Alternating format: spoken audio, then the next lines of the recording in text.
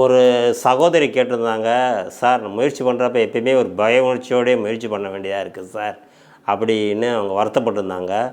அப்படிலாம் பயப்படணும் அவசியமே கிடையாது. எல்லா துறையிலையும் மோசமான மனிதர்கள் இருக்கத்தான் செய்யாங்க. சினிமா துறையை பொறுத்த வரைக்கும் நான் கொண்டு ஒரு 28 வருஷம் கடந்து வந்திருக்கேன். எனக்கு தெரிஞ்சு 90% மக்கள் வந்து பார்த்திங்கன்னா நல்ல மனிதர்கள் தான். 90% பேர் நான் சந்தித்த மனிதர்கள் எல்லாருமே 90% பேர் நல்ல மனிதர்கள் தான். 10 பேர் எல்லா துறையிலும் அப்படி இப்படி இருக்கத்தான் செய்வாங்க. அவங்கள வந்து நீங்கள் வந்து ஈஸியாக நீங்கள் கண்டுபிடிச்சிடலாம். அப்படிங்கிறப்ப நான் சொல்லித்தான் உங்களுக்கு தெரியும்னு தேவையில்லை. பெண்களுக்கு வந்து இயல்பிலேயே வந்து அந்த பாதுகாப்பு உணர்ச்சி இயற்கையே கொடுத்துருக்கும். நீங்கள் அதை ஃபாலோ பண்ணாலே போதும். அதனால் நீங்கள் பயப்படவே தேவையில்லை.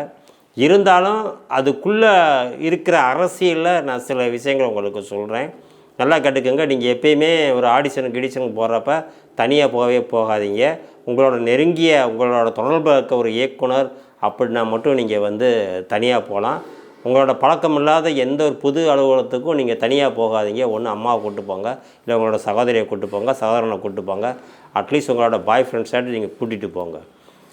ரெண்டாவது, நீங்கள் ஒரு அறைக்குள்ளே ஒரு இயக்குனர் வந்து சந்திக்கிறப்ப அந்த அறைக்குள்ளே வந்து இயக்குனர் இருக்கிறப்ப நீங்கள் உள்ளே நுழைஞ்சவுடனே அறைக்குள்ளே இருந்த மனிதர்கள் அப்படியே வெளியே போனாங்கன்னா அது வந்து அந்த இடத்த கொஞ்சம் கவனமாக நீங்கள் ஹேண்டில் பண்ணுங்கள்.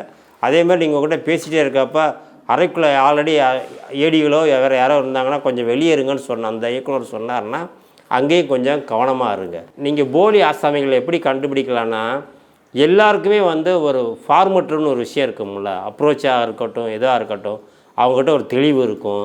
இப்போ உங்களை வந்து ஆடிஷன் எடுத்தாங்கன்னா விளக்கமாக காட்சியை சொல்லுவாங்க. அவங்க ஒரு ப்ராப்பரான ஒரு ஆஃபீஸை போட்டிருப்பாங்க. அப்படிங்கிறப்போ அவங்களுக்கு வந்து ஒரு டைலாக் பேப்பர் கொடுப்பாங்க. இப்படி எல்லாமே ப்ராப்பராக நடந்தால் அது ஒரு ஜெனியூனான கம்பெனின்னு நீங்கள் வந்து கண்டுபிடிச்சிடலாம்.